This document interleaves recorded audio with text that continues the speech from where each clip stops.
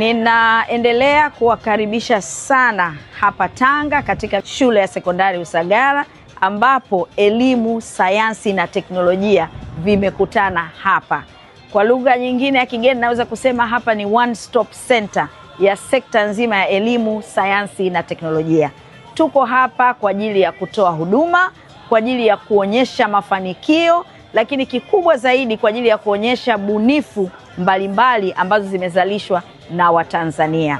Ninaomba nitumie nafasi hii kuwaalika tena na tena Watanzania wote, wale wanaohitaji mikopo, bodi ya mikopo iko hapa. Wanaohitaji kujiunga na vyuo, hata wale ambao wanatarajia wanafunzi waje watapata ushauri. Vyuo vikuu vyote unavyovifahamu hapa Tanzania viko hapa Tanga.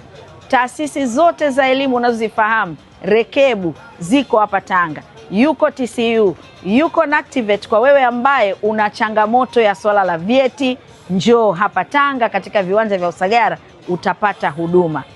Kubwa kuliko yote, hapa Tanga kuna mashindano ya ujuzi, na haya ni mashindano ya wanafunzi wetu, na wako katika kujiandaa kuelekea katika mashindano ya ujuzi ya kimataifa. Njoo ushuhudie jinsi ambavyo vijana wa Kitanzania wamepikwa katika taasisi zetu na wako tayari kuonyesha uwezo na ujuzi walioupata. Unasubiri nini, Mwanatanga?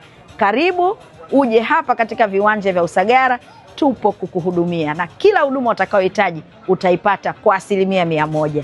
Tanga ni raha, na raha kwa sababu elimu, sayansi na teknolojia vinakutana hapa. Bila kusahau tarehe 24 tutakuwa na Waziri Mkuu wa Jamhuri ya Muungano wa Tanzania, Mheshimiwa Mwigulu Lameck Nchemba atakuwa nasi hapa akifunga maadhimisho haya ya wiki ya elimu, ujuzi na ubunifu 2026. Tanzania inapaa, Watanzania tunaweza.